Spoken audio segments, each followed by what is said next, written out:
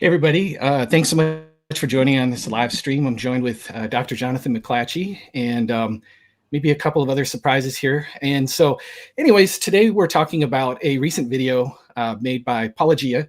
A lot of you guys leave comments about Paulogia and his videos. You want me to respond to those videos. Well, this is going to definitely be that. Paulogia recently made a video about 5 days ago. I think it was titled Christian Scholar Exposes Minimal Facts. And as you guys know, I'm a pretty big McGrew, and he is responding to Lydia's criticisms of the minimal facts argument, which you guys know that I'm also kind of a big critic of. But then he also goes on to try to criticize maximal data. And does he succeed? Well, we'll find out here as we go. We'll be watching the video, and so without further ado, I have a couple of special guests that I'd like to add here. And so this worked out at the last minute, and I'm super, super excited. Lydia and Tim, thank you so much for joining kind of just last minute. And I think who better to discuss this than you guys? And so, but yeah, I'm just going to be a fly on the wall mostly. I might have a couple things to say, but I'm really going to defer to you guys. And I know Jonathan, he mentions a lot of articles later in the video. We'll get to that, but that you have responded to. So I'm really looking forward to picking your guys' brains. So before we jump in, I will give Paulogia some credit. I think the parts that he highlighted with your appearance on Capturing Christianity, Lydia, I thought were really well put together.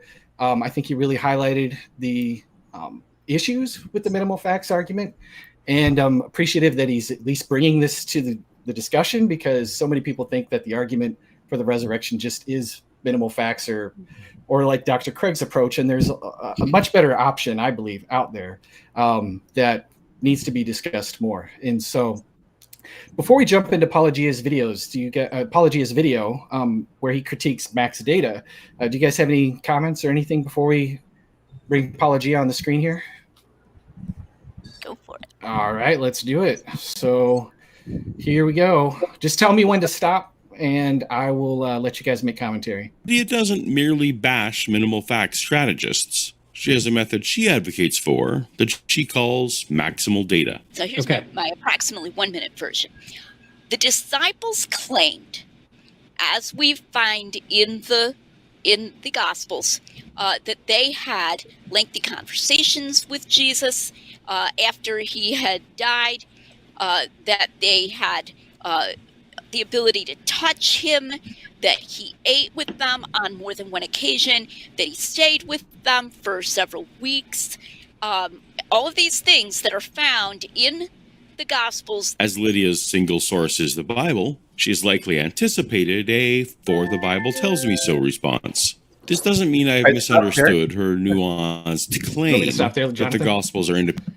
Yeah, go ahead, Jonathan. Yeah, she says that her single source is the Bible. The Bible is not a single source. The New Testament is made up of 27 different books. Right. So you can't just treat the Bible as a single source.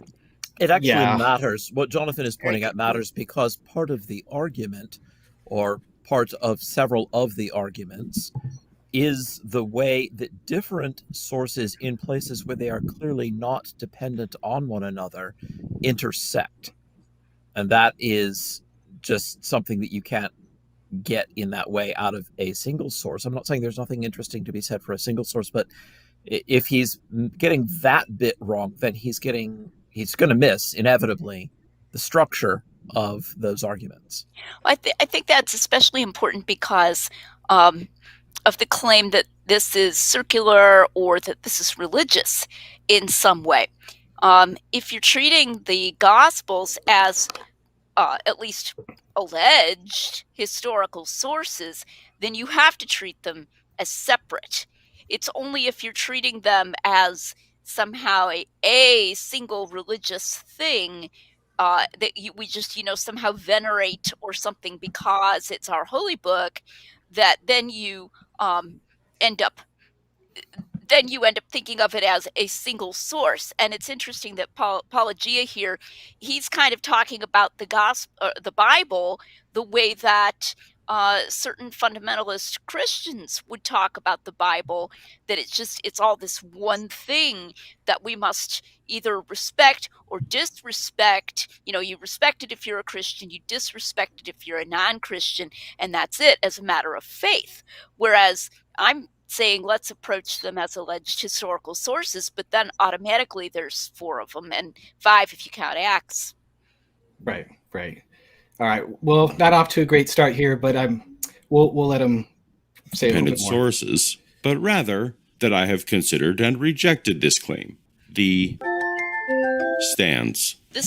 Okay, so real quick, he's flashing up a picture of like the synoptic problem. Like it's a graphic that's highlighting the different relationship, literary dependence to the 4 gospels. And I think this is one of the things that Paulogia, and I run into a lot of skeptics who are like, well, you know, something like undesigned coincidences, well, that doesn't even work because haven't you heard about the synoptic problem? Lydia, I mean, come on. Haven't you ever heard of that, you know, Mark came first and John Luke and Matthew copied? And I mean, can you just real briefly just touch on that for a second? Yeah, and he's not gonna mention the synoptic problem explicitly later, but like you say, it's represented in the graphic. But he is gonna talk about dependence because he's gonna be quoting Bart Ehrman later on alleged dependence. Yes, I've heard of synoptic problem. I have a video called "What I Think of Synoptic Problem," and the fact is that we don't have to treat the 3 synoptic gospels, which is Matthew, Mark, and Luke, as being either wholly dependent or wholly independent. Like that's a false dilemma. So they can be making some use of each other as sources, either for language or for events, but then also have supplementary information. And I believe that the evidence we have actually supports that partial independence and partial dependence. We have to actually look at the stories and look at the wording to see whether we appear to have dependence or independence and how much of each. But that's why the notion of some synoptic dependence does not just cashier undesigned coincidences, even among the synoptic gospels, Matthew, Mark, and Luke. Of course, many of them are involving John, who isn't even a synoptic gospel anyway. So I think that would be a brief address to it, and then we'll get into it more later when he starts quoting Bart Ehrman and talking about dependence. Okay. This is what the original people in a position to know, claimed. Like all the scholars she was referencing earlier, I reject this notion. I do not think that the Gospels reflect what original people in a position to know claimed. I doubt we would even agree on who such people are. There are 3 possible explanations of their claiming this. I'm not interested in the explanations for a claim I don't accept, but okay. One is that they were deceivers, they were lying. Another is that they were mistaken. And a third is that they were telling the truth. Or a combination. The context of their making these claims, which we find attested, for example, in the early chapters of Acts. Single source. Shows that they knew they were risking their lives for doing this. And that really rules out that they were lying. Even granting Acts, I'm hard-pressed to see evidence that more than 1 or 2 of the original disciples were... Stop. So yeah, I had a feeling, Jonathan, you'd want to jump in there. Go ahead. So he says that as to the early persecution of Christians, we only have a single source, namely Acts. So that's what I understand him to be saying. But that's just completely false. I mean, we have the letters of Paul. We have Clement of Rome in section 5 or chapter 5 of Clement of Rome's epistle to the church in Corinth. We have Tacitus attests to the persecution of early Christians. He's a Roman source in the early 2nd century, and so forth. So it's not simply the case that we have a single source for early Christian persecution. We have a lot of evidence for early Christian persecution, and actually, as Lydia has adduced in her books, especially in Hidden in Plain View, there are examples even of undesigned coincidences that corroborate early Christian persecution, especially the persecution of the Apostle Paul. So this, I think, I think Paulogia is completely out to lunch on this particular point. I'm finally going to. Oh, go ahead. Sorry, just to add to what Jonathan said, consider also, say, the Petrine epistles. And for this purpose, it does not matter whether you think that they were written by Peter or by someone else. They were written early enough that we have to take what is said there as being intelligible to first century Christians.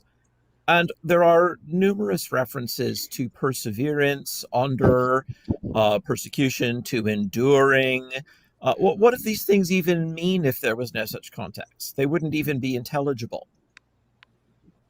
So I'm going to finally say something about the "For the Bible Tells Me So" jingle. We've all been sort of waiting for an opportunity to do that. So I just think that's really inappropriate here, because we ought to be allowed the possibility of treating biblical books as at least potential historical sources without being ridiculed as just kind of having faith and bringing in "For the Bible tells me so." And it's like, okay, so what that seems to be saying is that the only way to defend yourself against the claim that you're just saying "For the Bible tells me so" is if you have so much disdain and just complete disrespect for the biblical books. Like, no way, they're not historical sources. I'm not going to bring them up. I'm not going to treat them seriously as historical sources, even if I think I have evidence that they're good historical sources. Which I do.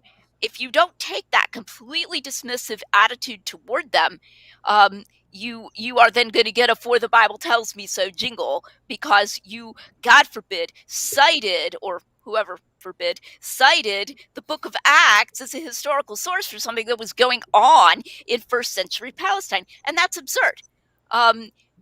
I would presume that if you say "believe this, for the Bible tells me so," that's supposed to refer to some kind of leap of faith, some kind of evidence free, because it's from, Jesus loves me, right? How do I know? For the Bible tells me so. Here I am writing 3 books, investigating, concluding that the Gospels are good historical sources. I understand that Paulogia disagrees with me, but disagreeing with me and characterizing me as just citing this because the Bible tells me so are not the same thing. He could disagree with me while still recognizing that I'm not just saying this because the Bible tells me so, but because I've concluded that these books, which happen to be collected into this collection we call the Bible, are good historical sources. So I just wanted to, I know we've all been talking about this past week, like, oh geez, that jingle, so I just thought I would get that right out there at the beginning here. Right. So I have just a follow-up observation on that. It seems quite obvious that he hasn't read any of Lydia's books. Fair enough, right? Life is short, and the books, 2 of them at least, are quite long. And so he can't be bothered to dig into that. But even the public content that's out there on Facebook, on Lydia's author page, on her blog page, there is the YouTube channel. There's plenty of material that would have shown that this is not a fair representation. So either he, which I suspect is the truth, he didn't take the time to look at it, or he did and he's lying. No, I think it's just that he didn't even bother to look at it, perhaps because it has never occurred to him that someone could disagree with him for reasons. And it's just not a good look to be assuming that people can't have reasons for disagreeing with you. I mean, I think Bart Ehrman has reasons for disagreeing with me. I disagree with his reasons, but we can talk about them. We can engage with them. There's no engagement here. Well, he tried to defend himself against that. He said, "I have not misunderstood her nuanced argument, but I'm just not convinced by it." So it's this weird idea that if he's not convinced by my argument that the Gospels are good historical sources, he gets to throw up a jingle that characterizes me as using these just "for the Bible tells me so."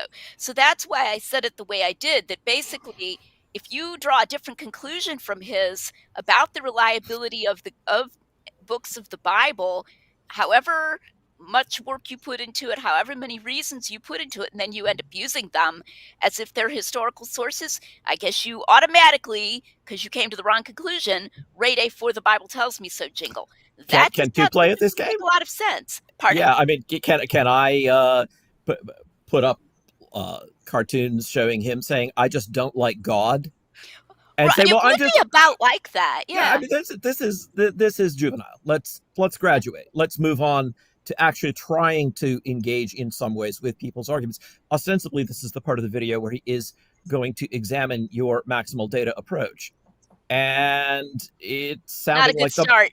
It's not starting. This is sounding like a version of the Monty Python argument clinic. Argument clinic. That's one of my favorite sketches. And so, yeah, well, we'll see a little bit more as he unpacks it. I want to make sure that, because I know Paul a little bit, and we've had a discussion before, and I'm familiar with some of his videos. And so I think he'd probably say it a little more nuanced than that, but for the sake of time, we'll let him unpack it, and then I might jump in a little bit more with that. So, route preaching. And history doesn't support this early persecution narrative, as Dr. Bart Ehrman tried to explain to Lydia's husband. Go ahead, Tim. Yeah, as Bart... Well, he's going to play it. Let him play it. Let him play through Bart bluffing his way through this. Go. Tim. 5,000 people are joined to the church, and there's no opposition until chapter 4, when two of these people, Peter and John, are opposed. So we have 8,000 converts, and we have 2 people thrown in prison. Now, are we supposed to imagine that these 8,000 people who have just converted to believe in Jesus are not telling anybody about the stories they've heard? Are they not telling their spouses and their children and their slaves and their next door neighbors? Are there Romans on every corner or Jewish authorities on every corner and in every household saying, no, you can't tell the story of Jesus to all of these 8,000 people? I think that's absolutely incredible. People are telling stories and they're not being threatened with imprisonment. There are only 2 people who are imprisoned in the very story that you're talking about. All right, let's just cut that and let's talk. You have to, I've said this before, but you really have to appreciate the dexterity with which Bart Ehrman can force a card. There's almost no one I can think of who is better than he at substituting something you weren't saying for something you were and pretending like he is recapitulating your actual position and refuting it. He's slick with that, and he sounds so reasonable until you engage your brain and say, wait, hold it. Was that what was really at issue here?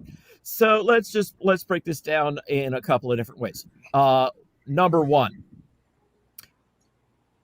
who would you go after if you were trying to stop a new religious cult that you thought was very pernicious? People on the streets who might have been attracted to it, or people who were out there as leaders? Obvious. You would go for the leaders. Point number 2, if you were talking about people who had been imprisoned and you were writing the story of the origin of the Christian movement, who would you write about? The leaders or average Joe on the street? Of course, you're going to write about the leaders.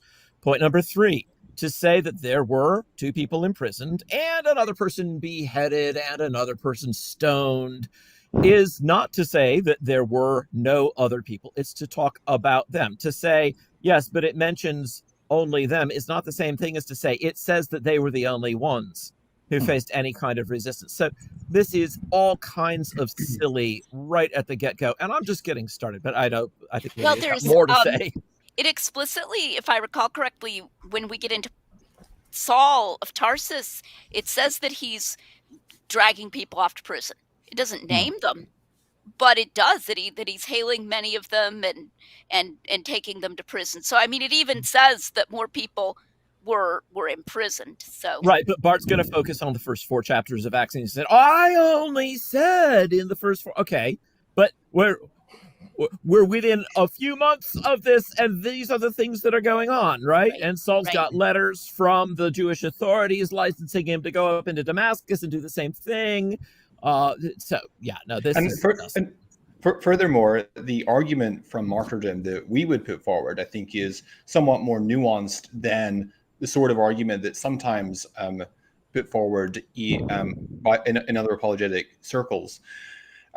We're not our argument is not wedded to or committed to individual apostles necessarily going all the way to martyrdom. I think that the evidence for apostolic martyrdom, for the most part, is flimsy. We do have evidence for some of the apostles being martyred, in particular Peter, the apostle Paul, James, the son of Zebedee, James, the brother of Jesus.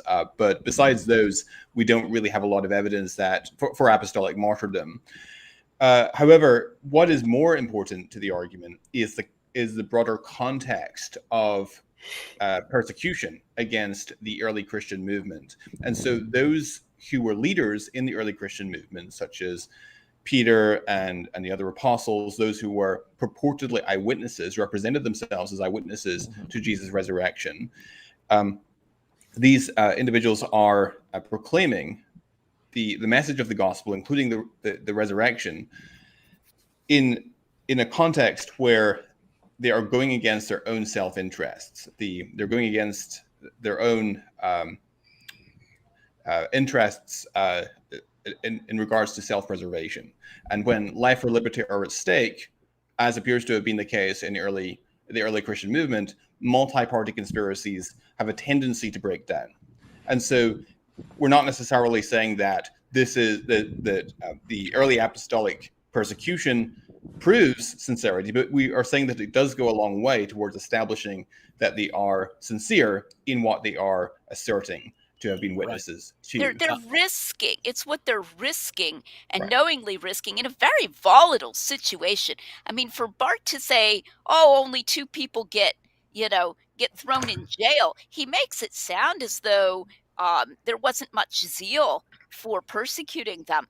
But there really was. I mean, when Stephen gets dragged off and essentially lynched by a stoning mob, I think they didn't know from, one day to another. And I'm sure there are Christians abroad right now who are in similar situations. They don't know from one day to the next what's going to happen, who's going to disappear, who's going to be grabbed or whatever. So, and, Peter couldn't always count on an angel to come and let him out of prison. Peter is imprisoned, if I recall, twice.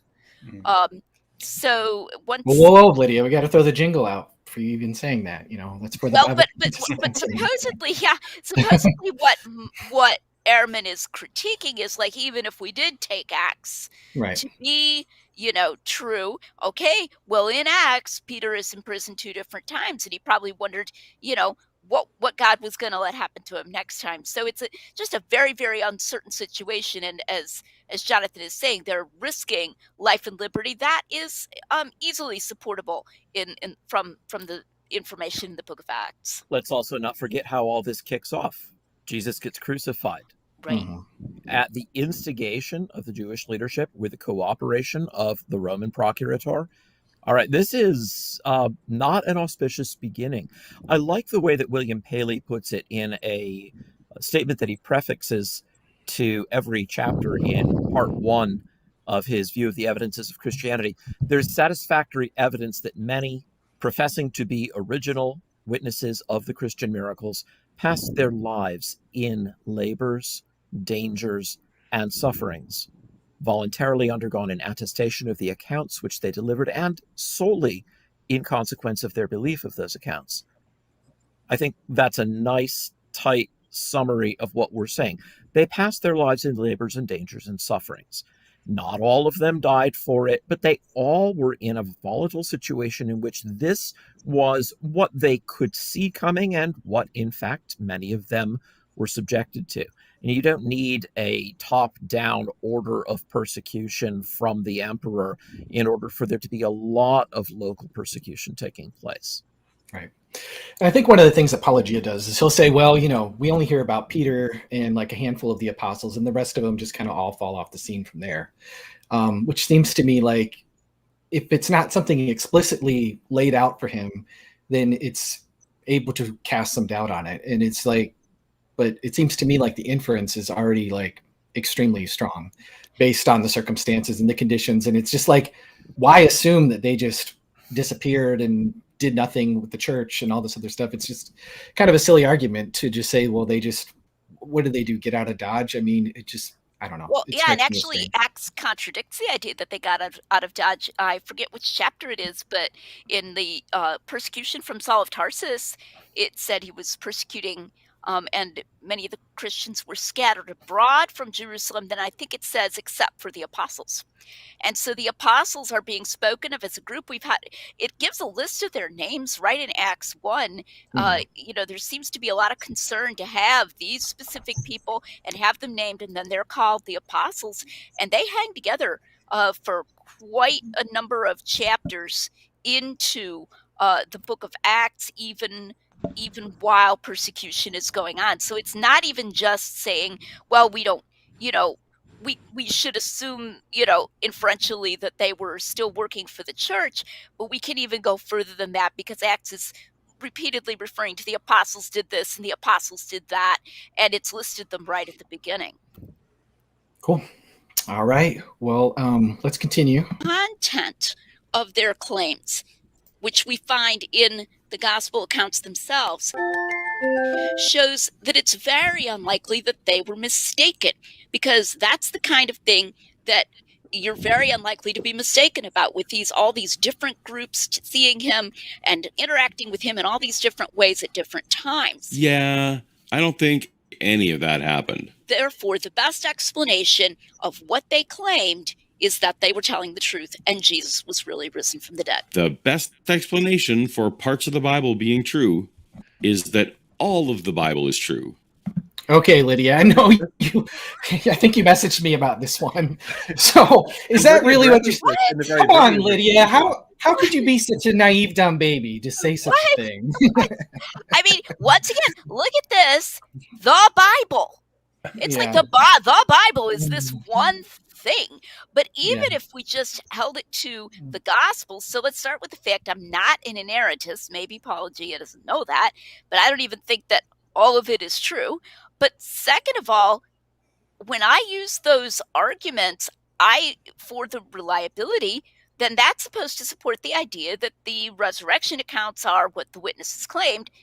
That isn't even necessarily that they're true. Now, eventually, then I say, since it looks like these other explanations don't explain the data, it looks like Jesus really did rise from the dead. Not just for the Bible tells me so, but by an inference to the best explanation concerning what it appears that the original witnesses claimed. So how you get out of that, if some of what's in the Bible is true, then everything that's in the Bible is true, I really don't know. That's an amazing straw man right there. I think there's a grave failure here to engage with the very notion of inference to the best explanation. The closest he gets is that he uses the phrase best explanation, but he's not engaging with the structure of the argument at all.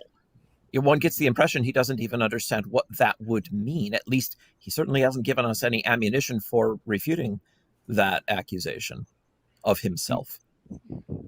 Yeah, and as I recall, Lydia actually addressed this very question in the video that he's supposed to be responding to. I think, if I recall, Cameron had asked Lydia about the charge of circular reasoning. Is it that we're claiming that is the best explanation for the resurrection that Jesus rose from the dead? Well, of course, that would be a circular argument, but that's not what we're saying. We're saying rather that the best explanation for the nature and variety of the claims that emerged from those that were purportedly eyewitnesses of Jesus' resurrection that we find in the Gospels is the resurrection hypothesis.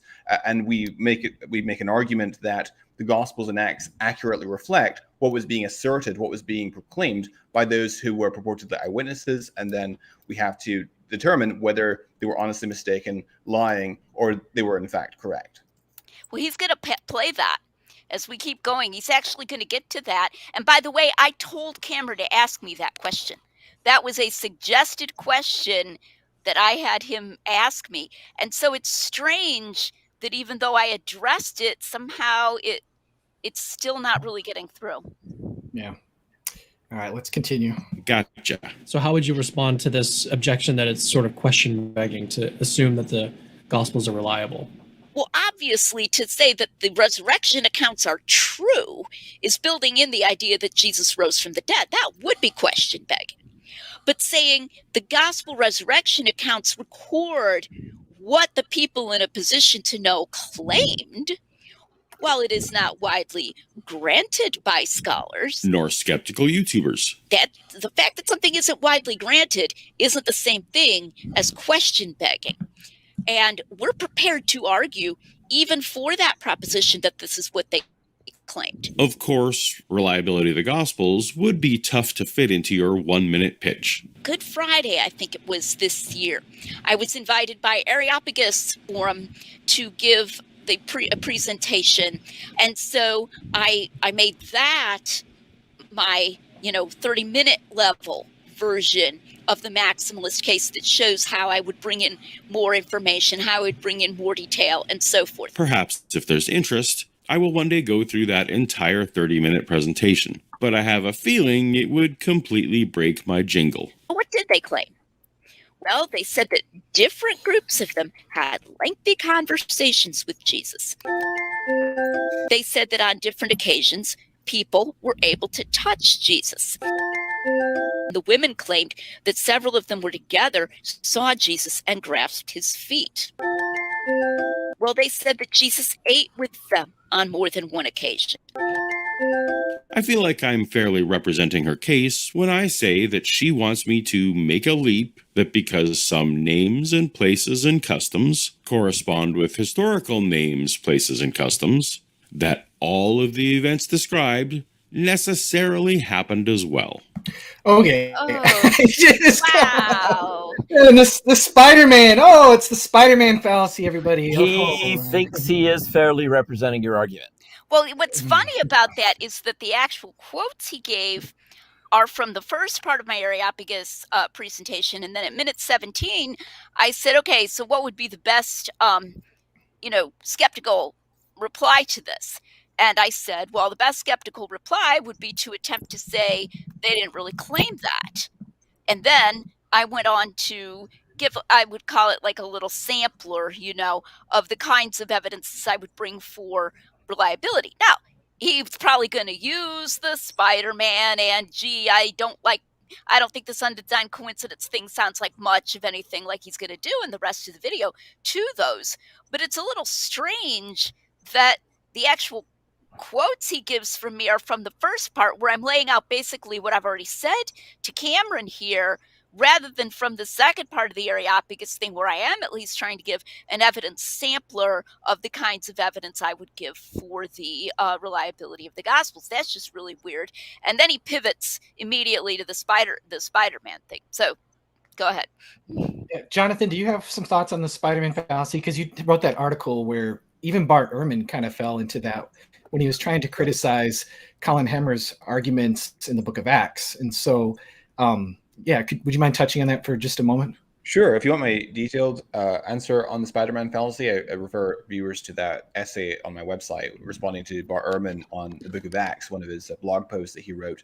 But in brief, when we look at the Gospels and Acts, what we find is, to borrow a phrase from Tim McGrew, that the authors get hard or difficult things right. And it's not major, big picture things like who was the emperor at the time or something like that, but rather, very minor details, which are often, confirmed in very incidental ways by extra biblical sources as well. We have to be careful about anachronistically thinking that the ancients could just look things up on Google or Wikipedia or pop down to the local library to find that sort of information, that very detailed and specific information that they portray in the Gospels and Acts. So I don't find the Spider-Man fallacy to really be a serious objection to the case that we're trying to make. Tim, do you have anything to add?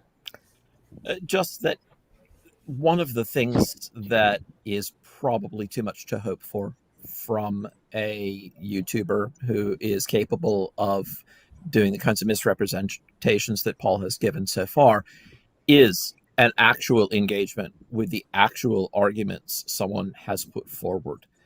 Even the arguments that someone has put forward in a sampler, in a video, this is this is just, life is short, argument is hard, and jingles are quick and snappy, and your viewers love them. So I have not a lot of hope that this is someone who is going to be up to the hard work of actually thinking about an argument and not misrepresenting it. He's batting 0 so far.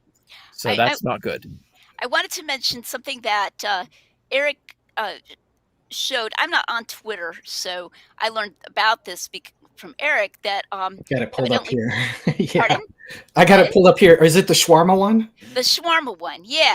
So that evidently Paulogia on Twitter mentioned a shawarma restaurant in, I guess it's New York City, and it fits together with something in a Marvel movie where Tony Stark mentions a shawarma restaurant, and so like as if the Marvel movie gets this right, and like I don't know whether it's supposed to be the same shawarma restaurant or whatever. Maybe it is, but it's this strange schizophrenic view that skeptics often have, and I think Luke is a really good place to see that schizophrenia.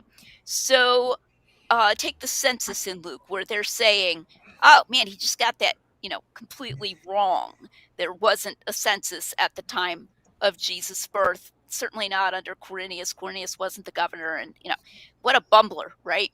But then when you come to the exact placement of this island, the exact dialect that they were speaking, the political structure in some obscure town in the Roman Empire or whatever, stuff that sometimes we only know from inscriptions. We don't even always know it from whole documents. We might just find an inscription on a stone somewhere or whatever that confirms it. Suddenly, Luke is capable of a hoax of incredible subtlety, where he's traveling around and he's like, "Oh man, I'm going to note that dialect that they spoke here, and oh, that's pretty interesting. That's what their rulers are called, and I'll put that in my novel, basically."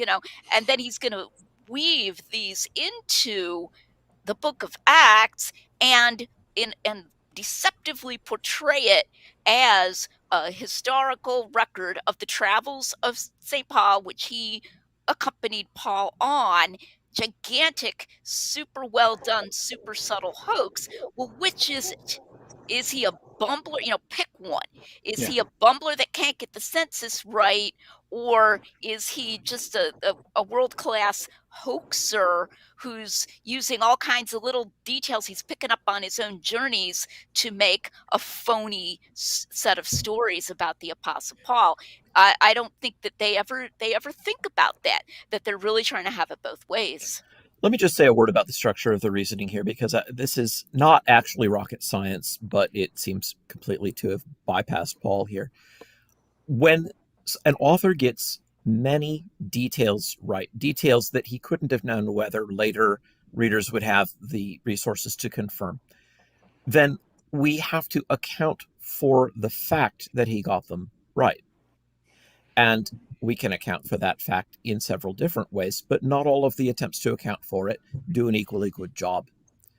We can take skeptical hypotheses for a test drive. We can take the hypothesis that he jumped in his TARDIS and came forward in time and checked Wikipedia for a test drive. We can take the hypothesis that Luke actually accompanied Paul for a lot of the journeys on a test drive. And the only one of these that comes out really as even remotely convincing, and I've argued this extensively with regard to Bart Ehrman's criticisms, is that Luke was close up to the facts and in fact accompanied Paul for some of the journeys commencing in Acts 16. There's really no other good way to account for this. You can always make up something. This is how conspiracy theories run. You can always make up an explanation, right? You can make up stories about alien abductions. L. Ron Hubbard is into the whole alien thing. Why Tom Cruise believes in all that, I'm not sure. But made up theories that in some half-assed way make it logically possible for you to deny some particular point that you wish to deny do not become good explanations simply because they allow you to escape. That doesn't make a good explanation. It's actually got to give a good account of the data. And so we'll more on that in a moment, as we're about to see some good examples of failure to do that. It's just weird to me that if getting facts right doesn't count, but getting facts wrong, whoa, he's unreliable. It's kind of a heads I win, tails you lose kind of thing. So. Yes. Well, and Bart Ehrman has explicitly said that, and I believe Jonathan discusses that in that blog post, that Ehrman made a literal probabilistic error. He said it doesn't count at all for them to get these things right, but it counts big time if they get something wrong. I mean, that's like literally impossible. You can't have asymmetries. If anything, I think the asymmetry goes the other way, that it counts more to get something hard right than to get something hard wrong.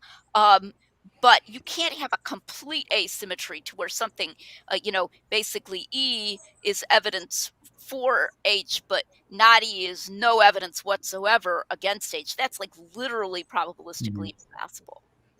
Okay. Lydia ignores that the most convincing lies have a kernel of truth. Lies have a kernel of truth in them. Every lie you tell holds a shred of truth. The lie and the truth had to feel the same. And of course, her household are the most vocal advocates of something called undesigned consequences in the Bible. One kind that I've written a whole book on. He fixed it. He put a little the different asterisk. accounts of the Gospels and the casual things that they casually mention.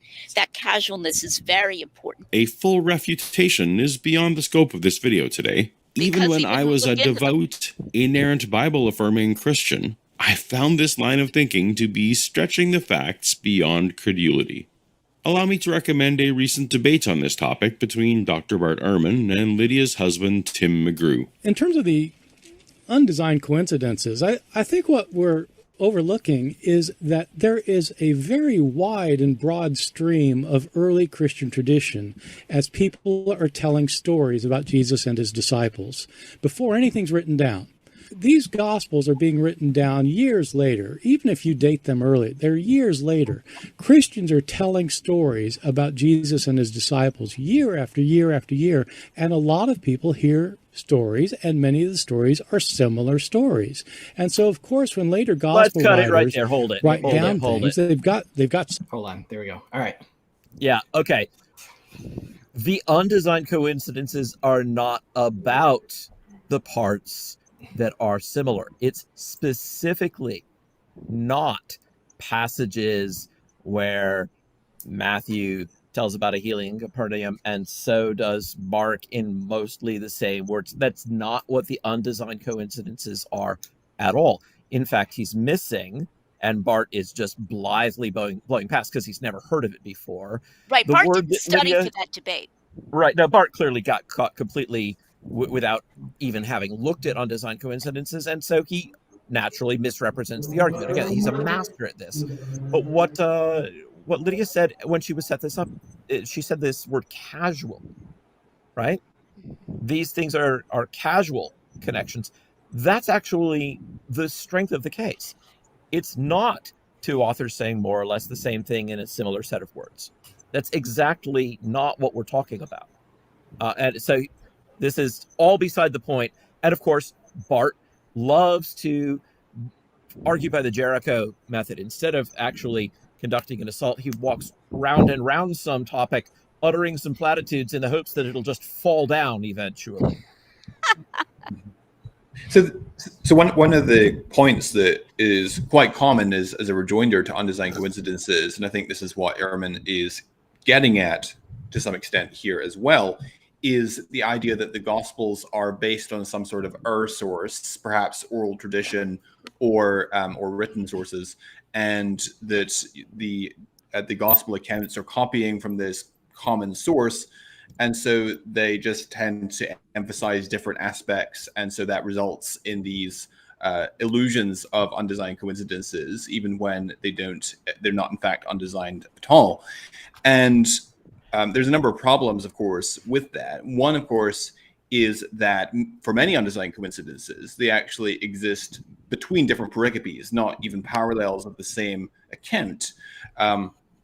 And also, of course, this argument of oral tradition can't even pertain to the Book of Acts and letters of Paul, because I mean there are no oral traditions concerning Paul's life. And I don't know, Jonathan, if we can make up an source out of whole cloth, right, an entirely imaginary source, why can't we just make up imaginary sources for everything? Right. I think this is a wonderful technique. I can't wait to start applying this to all kinds of other areas. I'm just going to pretend that there is a totally imaginary document which is totally real. What properties does it have? What things does it say? Well, it says whatever the things are that I need to get around your argument. How's that? Wow, really? Really? You know, I almost think you're giving Bart too much credit there, Jonathan. I don't think he even got as far as the source type thing.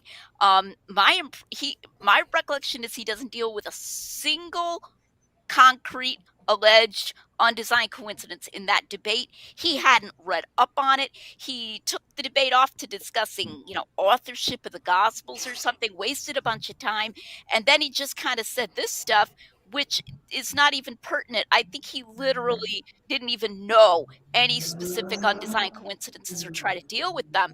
And so now Paulogia is waving his hand in the direction of Ehrman, waving his hand in the direction vaguely of people telling stories and something about people telling stories. And so, of course, they're going to agree with one another, which is not coping with any specific undesigned coincidences whatsoever. I mean, not at all. I mean, I think Bart was really lazy in preparation. I agree. Another problem with the R source theory, of course, and Tim kind of alluded to this, is that the historicity hypothesis is a simpler hypothesis, because the Earth source theory involves an additional auxiliary hypothesis that we don't have independent evidence for. It inserts something between what we have in the Gospels and the real life situation that we don't have independent reason to think exists. So we should favor, I think, the simplest explanation. And then you've also got the extra biblical confirmations of the Gospels, which raise the prior probability of the historical hypothesis to begin with. And so that should, of course, also for that reason be the favored hypothesis. And then also for many of those accounts, you have reconcilable variations, including, the feeding of the 5,000, as you know, is the only miracle account that's found apart from the resurrection across all four Gospels. And it's also the account that has the most undesigned coincidences. There's also, as Lydia has written about in her books too, there are reconcilable variations between the four accounts of the feeding of the 5,000. And so it really doesn't look like there is a strong literary dependence between the accounts concerning this event, and that one can also make this argument for other cases where we can find undesigned coincidences between the Gospels. Yeah. Let me just explain a little bit of what Jonathan means by an source here. Again, I think it's giving Bart too much credit to think he had that in mind, but some people have tried this. So people are familiar with, if they are familiar with undesigned coincidences, let's take an example. There's one about the grass being green, mentioned in Mark at that time, and it's Passover time, mentioned only in John, and each of these is mentioned only in one gospel, and then that fits together because the grass would be green around that time in Galilee. So an so-called an source, and that's a term that I think Tim and I coined, theory would be, well, there was one source, not, mind you, reality, that was out there that mentioned both that the grass was green and that it was Passover time. And then John just put down part of that, and Mark just put down part of that, and then it all fit together. But it all came from this sort of thing, which was some version of the story that someone was telling, maybe out there, that had both of the details in it. And as what Jonathan means about simplicity is that basically what you've done is you've taken a hypothetical source and you've given it the properties of reality, and you've put it up there instead of reality, and then you've got space between that alleged made up hypothetical source and reality where they could have been, false. The source might or might not be telling the truth. Whereas if we just attribute those two characteristics, the greenness of the grass and the time of year, to reality, that's simpler than attributing them to this lost documentary source. And then, as he was also pointing out, we have alleged or apparent discrepancies between the different accounts of the feeding of the 5,000, which doesn't fit at all well with the idea of a lost source that by Jove just looked just like reality, and people just took different little parts of it. So that's what Jonathan's talking about there, and people have occasionally tried that. It's a very, very unsatisfactory reply to the argument. Right. Just one additional thing. If you're going to say, there was such an early source and they copied each of them some things from it, but that original source didn't really tell us the truth about what happened, then it's a remarkable piece of fiction that had enough detail to provide the resources for all of these undesigned coincidences. We have examples of ancient fiction, right? We can read the Kalerhoe, for example. This is a modern, realistic, detailed novel with incredible amounts of research behind it, of a kind that didn't exist until Daniel Defoe wrote Robinson Crusoe. So someone, as C.S. Lewis once said, without any predecessors, without any known successors, just suddenly invented the entire modern technique of realistic narrative, or else this is a document written by somebody pretty close up to the facts, like Johnson and Boswell. Right. What would you say to somebody who said, well, like, these undesigned coincidences could pop up? Because I can hear some people thinking, probably the gears turning. One of the things I've probably seen on social media is like, well, it just could have popped up through enough oral tradition. And it's just, I think that's an extremely strained way of explaining it. It doesn't work. Like, go ahead and explain it. Say what they mean by that more. Right. Like, okay, tell me what you're envisaging, and how does you can't just use the phrase oral tradition like, abracadabra. How does that explain it? Because to me, that really looks like just kind of a gesture.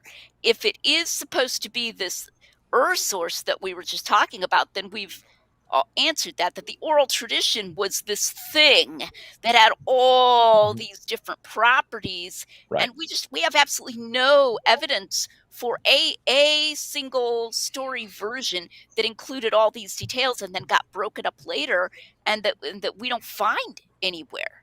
Right. So if that's what's meant by oral tradition, then the answer we've already given is pertinent. If that's not what's meant, I don't even see how it's supposed to be explanatory.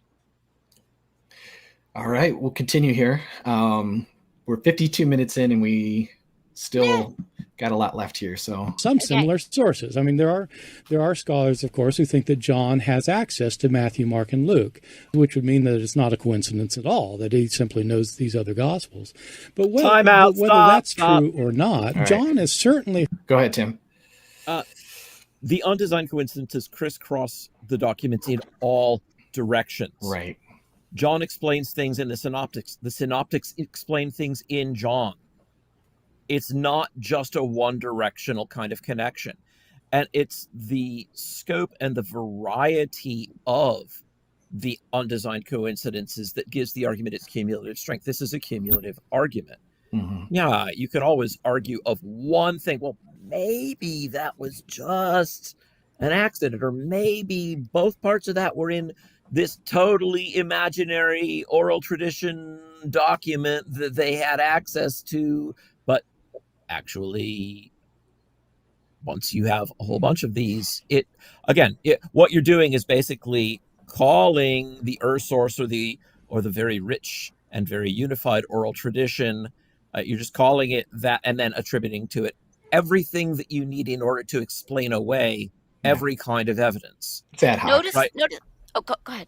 I can do this. I can explain away the evidence of the moon landings by appeal to very clever aliens. And if you say to me, really, the aliens thought of that? I'll just nod and I'll say, yep, see how clever they are. This is every conspiracy theory ever. We imagine something wholly hypothetical, and then we give it exactly the properties that we need to avoid going wherever we don't want to go.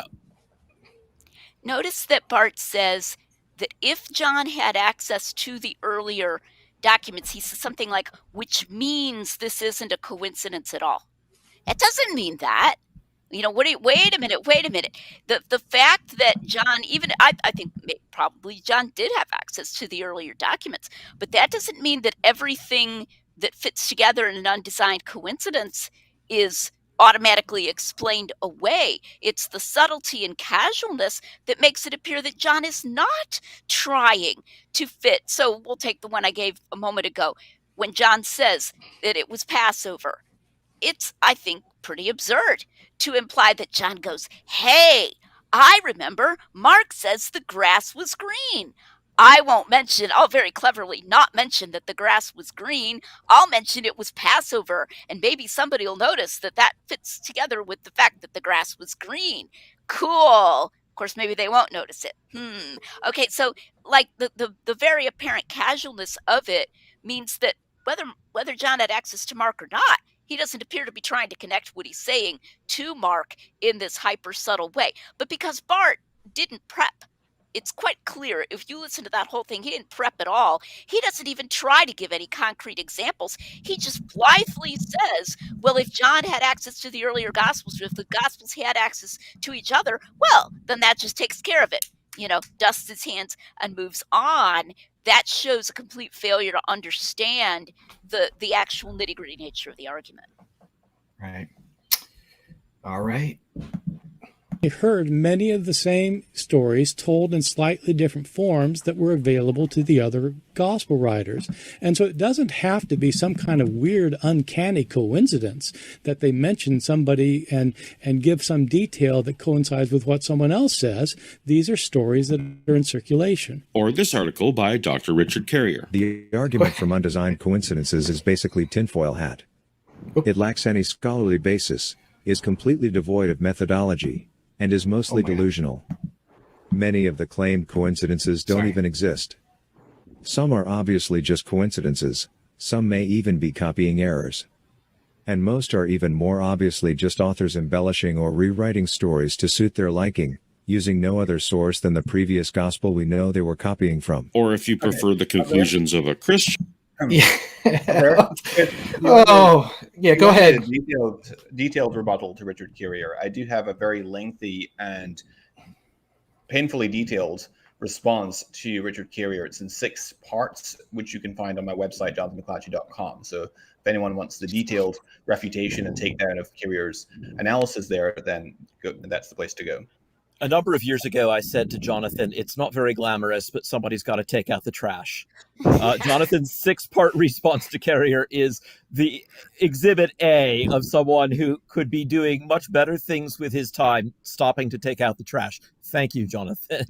And a small point of order here. I'm not saying this really matters, but since Paul chose to mention it in the part that maybe people didn't hear, he says, if you prefer the views of a Christian, and he's about to cite a blog post. I don't think the guys, read that blog post, and maybe he's a Christian, but I didn't. I don't think he is. I actually interacted with him recently on Twitter because somebody shared it, and the actual author of the article chimed in. And I think he actually is. He's and Jonathan's actually written a response to him as well. It's John Nelson, I think is his name. I know him well. I've actually met Thomas him Horatio is John Nelson? Yeah, it's just a pen name. Oh, that explains a lot. Oh, you know what? I think I might have read this same blog post published a couple years ago. The name John Nelson. I think he may have published it under both names. No wonder it looked familiar. Okay, yeah, got it. Okay, we'll get to it. This article by Thomas Horatio. My aim has rather been to show that undesigned coincidences are no fast track to establishing the historicity of the Gospels. One of the reasons why Williams, and to a greater extent, McGrew's presentation of undesigned coincidences will seem so compelling is because they are interested in the text as an apologetic. They are not, in this apologetic work, factoring in the much more difficult work which historians of the text and exegetes do in theirs. This is no attempt to denigrate apologetics, nor these scholars.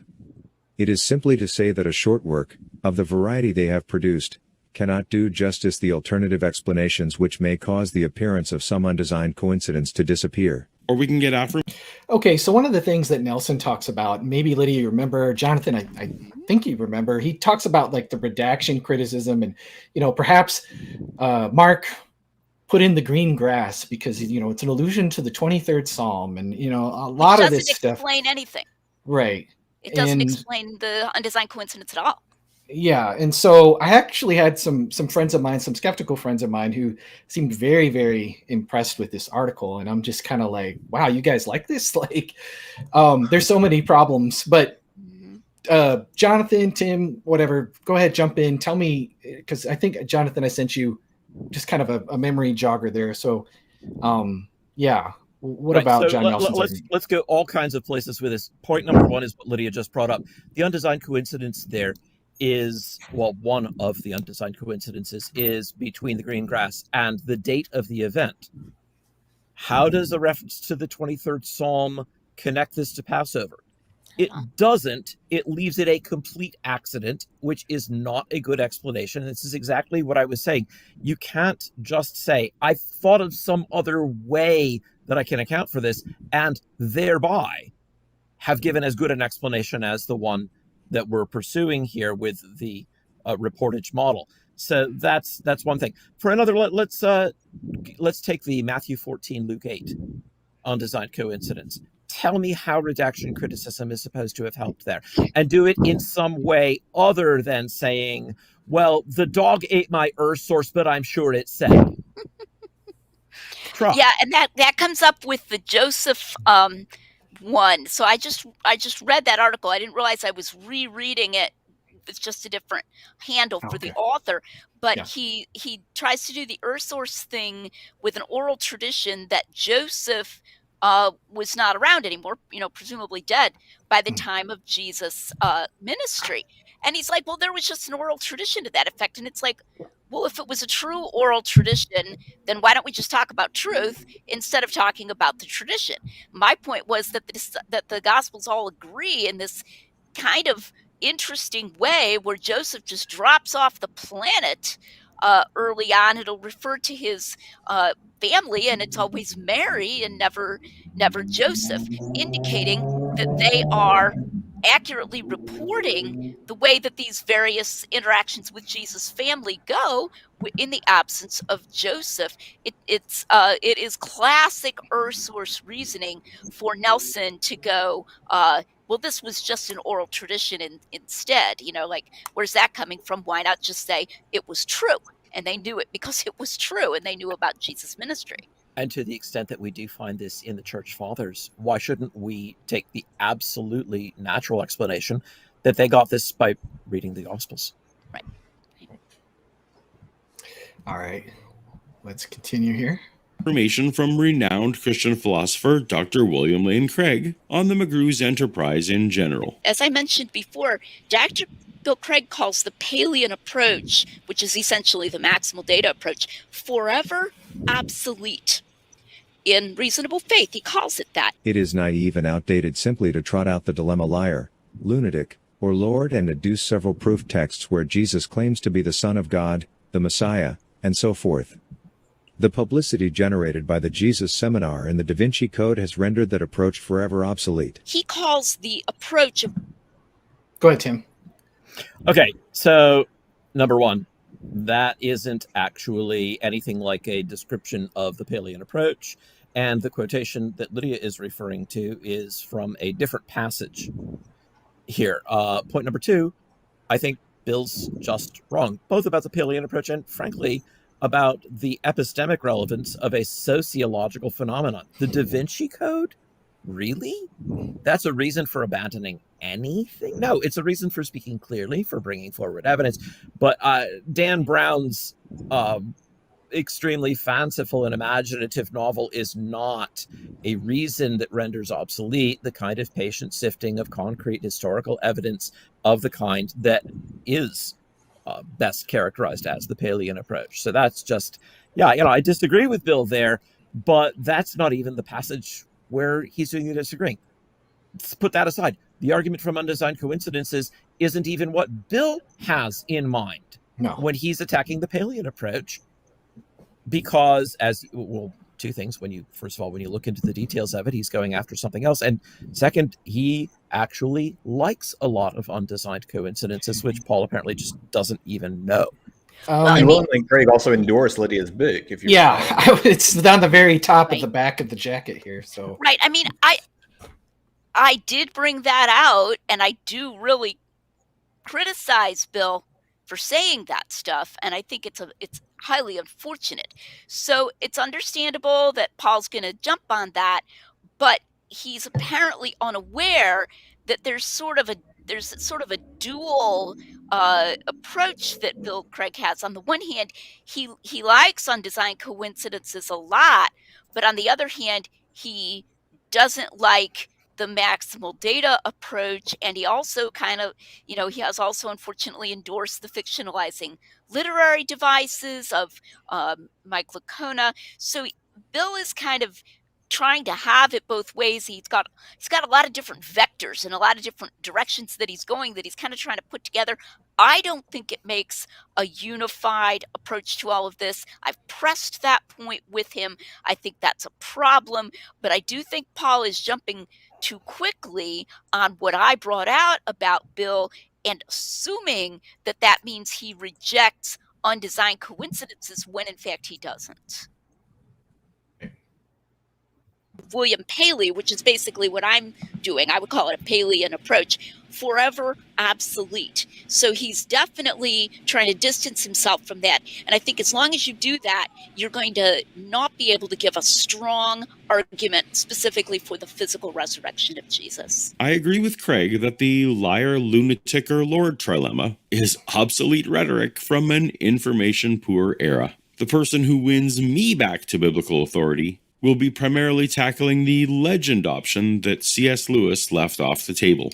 Okay, I'm going to say something super quick. I'm going to have a video on this tomorrow for anybody who's watching, but C.S. Lewis was not an idiot who didn't understand the legend option. He wrote a whole essay called Fernseed and Elephants, or Modern Theology and Biblical Criticism. It goes by a couple of different names.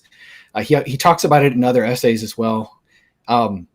He studied these people, and he was not impressed really at all. And he does talk about how 1 minute a mainstream idea in his field, which is literary criticism, can turn into a not mainstream idea really fast as more information it comes out and people actually study these different things. And so to say something like consensus of scholars to somebody like C.S. Lewis, he's going to be like, okay, whatever.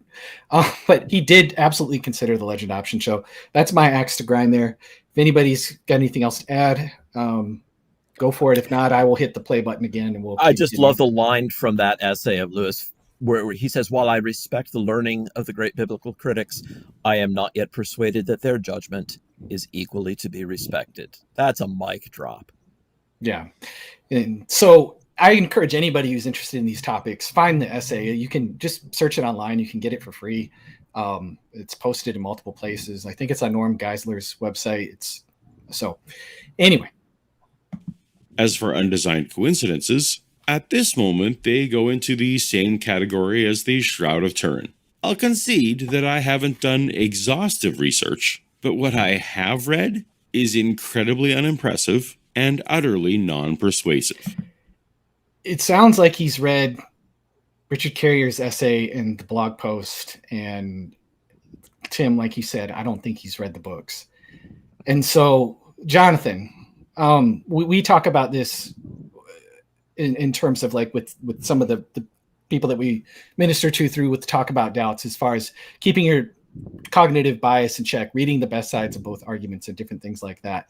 What advice would you give to Paulogia real quick, as far as, I mean, because this just feels so slapped together, to be totally honest. He knows a whole lot. Yeah. I mean, the very fact that he quoted that from Ehrman and seems to be under the impression that Ehrman is considered it in detail, I think shows that Paul hasn't considered it in detail at all, or he'd recognize that Ehrman isn't considering it in detail, if I could put it that way. So anyway, go ahead.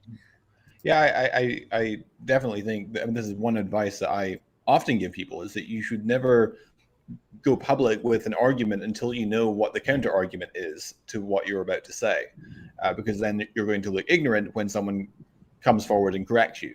And I think Paulogia has simply not done his homework. He's done a very, very shallow analysis of the subject of undesigned coincidences. He's not read the literature, and so he just doesn't know how we respond to the objections that he's putting forward. And so he comes across, to those of us who actually spend a lot of our lives studying this stuff, he comes across as someone that's quite ignorant of the topic. And so I think that I would definitely suggest that he actually go and study the subject before producing videos trying to say that he's refuted us. I want to also mention, I believe the date on that thing by Nelson was 2020, and yet I think if it came out earlier under the name Nelson, it was several years before. So maybe the 2020 was an updated version. But by that time, The Mirror of the Mask was already out. And so one of the things that Nelson makes a big deal about is he says, why is she setting aside, everybody loves to hate this phrase in Hidden in Plain View, setting aside the apparatus of critical scholarship? Because I said that. I said, I'm setting aside the apparatus of critical scholarship. And they're like, well, why did she do that? Because I'm trying to show, which is something that critical scholars do on their side all the time. I'm trying to show that this theory, that the reportage model, has an enormous amount of explanatory power for these undesigned coincidences. And I'm showing that in a relatively brief book at a popular level. I'm taking it out for a drive and I'm saying, let's consider it seriously and let's see how well it explains these coincidences. I think that's a completely legitimate project. And if it makes the book much longer if you're stopping and saying, well, let's look at all of the alternatives. It's funny how redaction critics never seem to worry that they're not giving a fair hearing to the reportage model when they take their redaction critical views out and say, oh, look how this explains, what we find. So I'm doing that kind of explanatory power analysis, or what we would call likelihood analysis, on the reportage model side and Hidden in Plain View. But in TMOM and in The Eye of the Beholder, I am actually considering those critical alternatives much more. That's why they're much fatter books. So I don't think that Nelson would be able to complain in that way about TMOM, for example, which was just out at the time of the most recent date on that essay. And it's like I do consider those redactional and non-reportage alternatives, and I find them gravely wanting in explanatory force. So if someone reads Hidden in Plain View and they just roll their eyes and they say, why was she setting aside the critical scholarly apparatus? Well, that's why. And read my fatter books, then don't complain and tell me they're too fat. Yeah. If you want to see me dealing more with those alternatives. Yeah, and I think Nelson even says, like, either she's unaware of it or just chooses not to deal with it at all. And I'm just like, I made it clear I was choosing not to deal with it at all, and I gave you my as to why, Exactly. But, So we still doing good? We only got like a couple minutes left, I think. Yeah, let's finish it up. Yeah, okay. Go ahead. I'm reticent to spend months diving into an argument that has failed to convince any significant number of Christian scholars, let alone skeptics of any stripe. And Lydia, in particular. Go ahead, Tim. Okay. The argument from undesigned coincidences convinced generations of Christian scholars. The fact that as a sociological accident, it fell out of popular knowledge to the extent that F.F. Bruce who was a very complete scholar by any reasonable ordinary standard, had to rediscover it by accident and wrote an ecstatic essay on it once he rediscovered it, is just that. It's an illustration that sociology is cruel, and sometimes we lose sight of things that are fascinating. But this was an argument. It is still, when used between the Book of Acts and the Epistles of Paul, one of the primary sets of reasons for taking so seriously the Pauline authorship of, say, the 7 most widely attested Pauline epistles. This is an absurd. I hate the nose counting approach, but if you're interested in nose counting, and if he's going to bring that up and throw that in my face that, oh, this hasn't convinced any large number of, okay, then do go to Hidden in Plain View and open it up and look at page after page after page of endorsements. I mean, are they right? Well, you have to read the book and decide that for yourself. I'm certainly not using that as a marker of whether I'm right or not. But if Paul is going to say this hasn't convinced a large number of Christian scholars, actually it has. My later work, The Mirror of the Mask, was considered more controversial because I broke certain social taboos about criticizing other Christians.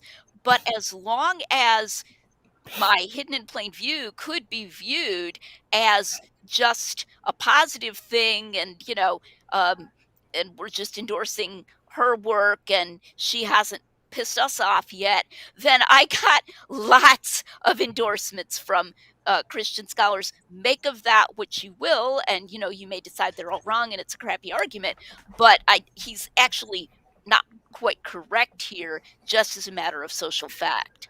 Well, and it's not as if you don't spend time talking about some of the bad habits of biblical scholarship, both from a Christian side and a non-Christian side. Absolutely. And unfortunately, as I discovered even more after I wrote Hidden in Plain View, it is a very unfortunate fact that there are Christians, and I believe they are genuine Christians, who, like Nelson, I mean, just since we are talking about him here, have imbibed some of the bad habits of the guild. So yes, there are major problems with the guild, and being a Christian doesn't necessarily make you immune to them, it's sad to say. Mm-hmm. All right. Well, we're getting to a good part here. I definitely want to cover. Credulous so here we go. And straining so hard to make unsubstantiated notions fit that she actually proposes that the book of Matthew was originally written in Hebrew in order to prop up a ridiculed notion of disrespected church father Papias. But I think our Matthew, Greek Matthew, was a second version written by Matthew, but later. So kind of Hebrew Matthew, then Mark, then Greek Matthew, and probably after that, or approximately at the same time as Greek Matthew, Luke. I don't think Luke had access to Greek Matthew. That I think is clear. He may have had access to Hebrew Matthew. That's about as tinfoil hat as I've ever seen from an apologist. Okay, this part frustrated me so much because, oh my gosh. Lydia, I know you have some thoughts, but let me talk about. You go. Let me talk about something that Okay, do you know who else held to this theory? Maurice Casey, who is an atheist, okay, and a relatively modern scholar. I think he passed away not that long ago, like within the last 10 years or so. He talks about this Jesus evidence and argument, or mythicist myths, where he's attacking mythicism. He argues that Matthew did compose a sayings collection in Aramaic, a proto-Matthew, that was the source for both the Greek canonical Matthew and Luke. Casey suggests that this is what Papias meant. Oh, the discredited, stupid doofus Papias, when he said that each portion translated and interpreted as you was able, and that later church fathers confused Proto-Matthew with the Greek Gospel of Matthew. That's Casey's theory. Are you going to really argue that Maurice Casey is a tinfoil hat motivated apologist? I mean, that's just the part. If you're gonna criticize somebody and try and discredit somebody and make them look desperate and just credulous and stupid, which are basically the words they use. He's so credulous and used to like this apologetic thing. Well, then find out what the theory actually is and who else held it. I bet Maurice Casey was just a raving fundamentalist. Right? Yeah, or Theodore Zahn. I think originally Theodore Zahn was a I don't know if he was an atheist. He might have been a deist or something, but he was a German scholar who definitely didn't believe in the resurrection of Jesus. It's known as the Zahn hypothesis. And the theory, what I just gave, and he just quoted me as giving, it was just a chronology of them. It's not particularly in and of itself apologetically helpful. Someone asked me what I thought of the synoptic problem. I told them what I thought of the synoptic problem.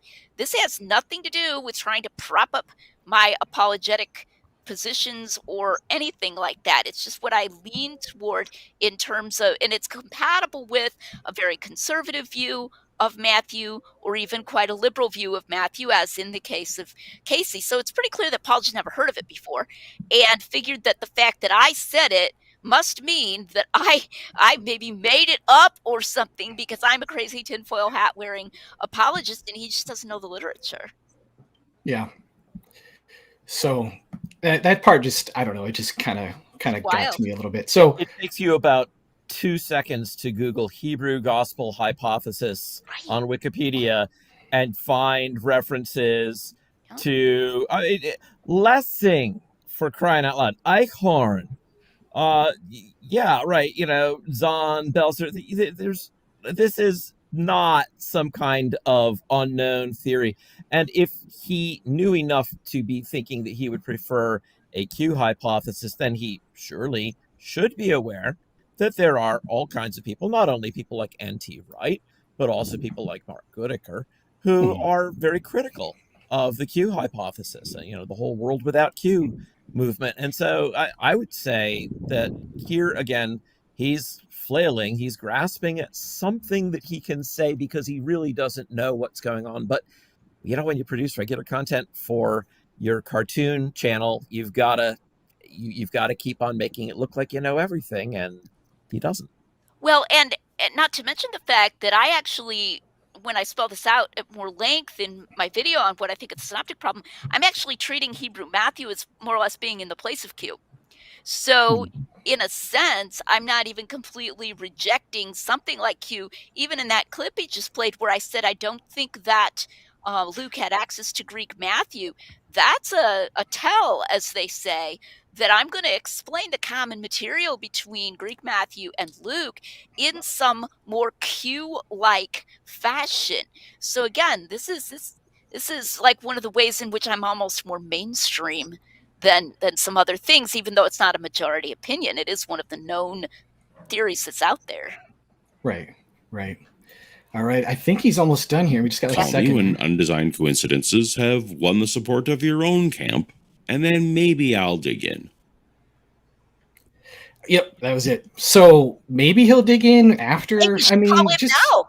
I've won the support of my own camp. Yeah. Call him up.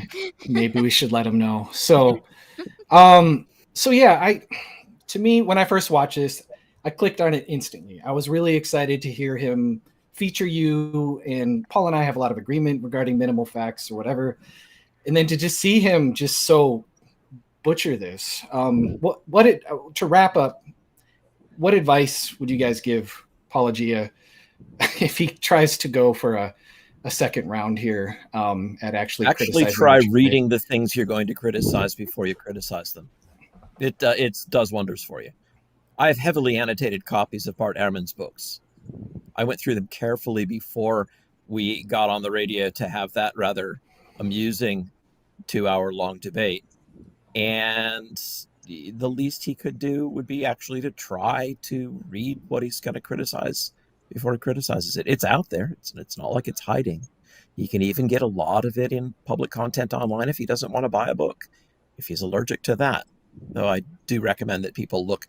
And if they're wondering about the backdrop for things that Lydia bracketed in writing, hidden in plain view, then that's exactly where she goes. And some of the things we bracketed in our Blackwell article are things that Lydia tackles in the 2 subsequent books. So that's where that discussion is. Don't complain that this isn't the discussion when it's actually somewhere else. And you know where it is, and we've said where it is. I think I would strongly advise getting rid of that "for the Bible tells me so" jingle. Like, just when you feel your hand reaching for to play that, just pull your hand back and say, does that really apply? I think it would help Paul a lot to lose that whole idea of this is all the Bible. Instead, try thinking of them as at least potentially historical sources, at least presenting themselves as historical sources, and then come to think about what might be internal evidence for them or external evidence for them. What kind of evidence would you admit could count? as evidence that they are actually good historical sources. And don't just automatically reach for that jingle when you see somebody saying, well, this document in the says this, and it happens to be a book that's in the Bible. Don't assume that that means that this person is an idiot or is just asking you to take the Bible on faith. But ask yourself if you're actually open minded to the idea that these actually might be historical sources with value. Exactly. And I think even in our conversation with Paulogia, I even had a slide that quoted you when you compare the minimal facts with maximal data. And this is what I quoted to him on there. And maybe he doesn't remember or whatever, but it says the happenstance of scholarly politics doesn't constrain the force of objective evidence. That something is not granted by skeptical and liberal scholars doesn't mean that it's weakly supported by non-question begging evidence, nor does it mean that it's based on a theological presupposition like the supposition of inerrancy. So we had this discussion. So, just let's do better than this. So, well, guys, if you don't have any other last words, I think we could wrap it up. Thank you, Lydia, for taking some extra time with us. I really appreciate going over our time. So thank you so much for that. And thank you guys so much for watching. And Paulogia, I hope you take some of the things that we're saying to heart. We're not trying to come down on you like a ton of bricks necessarily, but like as theists and as atheists on these sides producing content, we need to do better. We need to actually listen to what both sides actually say, because otherwise you're going to make a straw man of somebody else's argument, and that doesn't help anybody. You're just misleading people when you do something like that. And if I do that, call me out. I want that kind of feedback. I want that kind of criticism. So thank you guys so much for watching, and have a wonderful rest of your evening. Thank you so much. Good night.